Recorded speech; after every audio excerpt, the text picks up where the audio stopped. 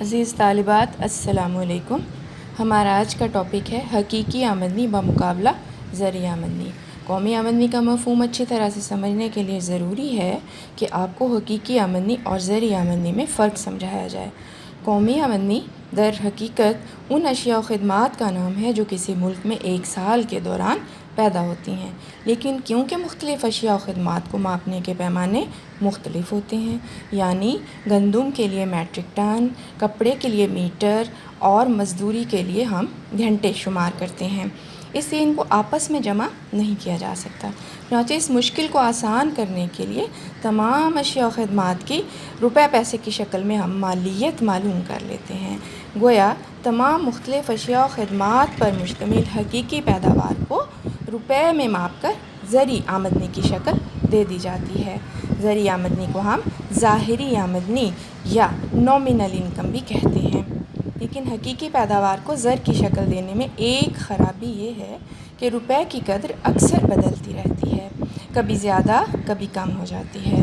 مثلاً اگر افراط زر کے باعث روپے کی مقدار بڑھ جائے تو اس کی قدر کم ہو جاتی ہے اور قیمتیں چڑھ جاتی ہیں۔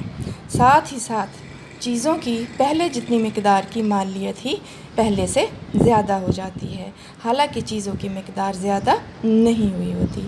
اسی طرح سے ہم اس بات کو ایسے سمجھیں گے، اگر تفریط زر کے باعث روپے کی مقدار کم ہو جائے تو اس کی قدر بھی بڑھ جاتی ہے، قیمتیں گر جاتی ہیں اور پہلے جتنی مقدار میں ہی چیزوں کی مالیت پہلے سے کم ہو جاتی ہے، حالانکہ چیزوں کی مقدار کم نہیں ہوئی ہوتی۔ اسے ہم ایک مثال کے ذریعے سے سمجھنے کی کوشش کرتے ہیں۔ مثال کے طور پر اگر کسی سال ملک میں پیدا ہونے والی تمام اشیاء و خدمات کی مالیت 400 ارب روپے ہو تو قومی پیداوار 400 ارب روپے کہلائے گی، اور دوسرے سال اگر کرنسی کی مقدار زیادہ ہو جائے اور اشیاء کی قیمتیں چڑھ جائیں اور ان چڑھی ہوئی قیمتوں کی وجہ سے اتنی ہی اشیاء و خدمات کی مالیت 800 ارب روپے ہو جائے تو اس کا مطلب یہ ہرگز نہیں ہوگا کہ قومی پیداوار 2 گنا ہو گئی ہے، کیونکہ اشیاء و خدمات کی مقدار تو پہلے جتنی ہی رہی ہے، البتہ اتنی ہی اشیاء کی روپے کی شکل میں مالیت ہمیں دگنی نظر آ رہی ہے۔ اسی لیے بظاہر قومی آمدنی 800 ارب روپے ہو گئی، لیکن حقیقت میں وہ 400 ارب روپے ہی رہی۔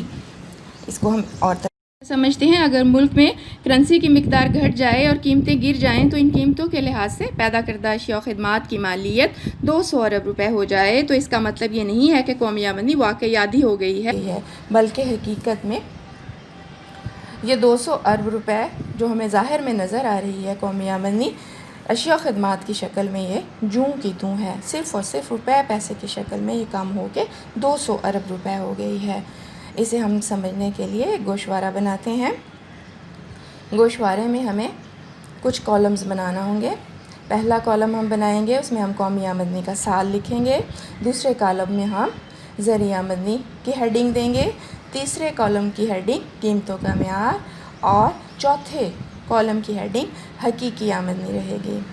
پہلے کالم میں ہم سال درج کریں گے 2000، زرعی آمدنی والے کالم میں ہم لکھیں گے 400 ارب، اور قیمتوں والے کالم میں ہم لکھیں گے 100، کیونکہ بنیادی سال میں ہم قیمت 100 فرض کرتے ہیں۔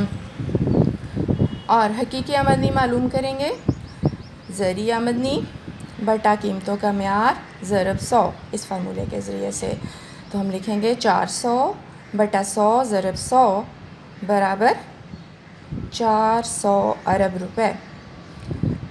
پھر ہم قومی آمدنی والے سال کے کالم میں دوبارہ سے جائیں گے، وہاں 2010 درج کریں گے۔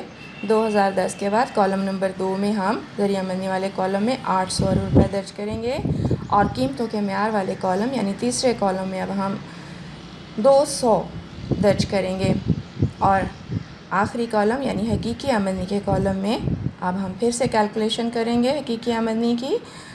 ہم لکھیں گے 800 بٹا 200 ضرب 100 برابر ہے 400 ارب روپے۔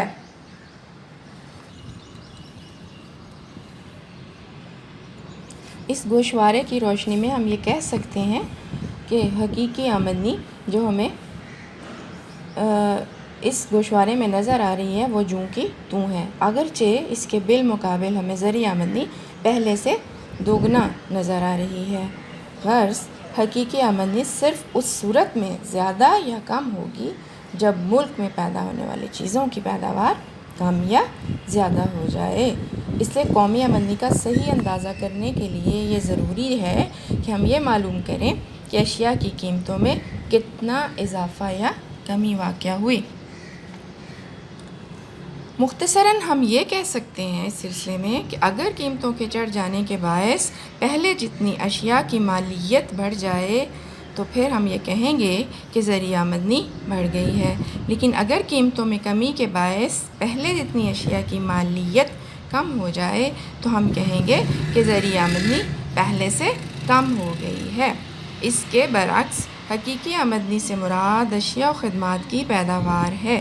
اس میں کمی یا بیشی محض قیمتوں میں اتار چڑھاؤ کے باعث پیدا نہیں ہوتی، بلکہ اس وقت جب اشیاء و خدمات کی پیداوار کی مقدار کم ہو جائے یا بڑھ جائے۔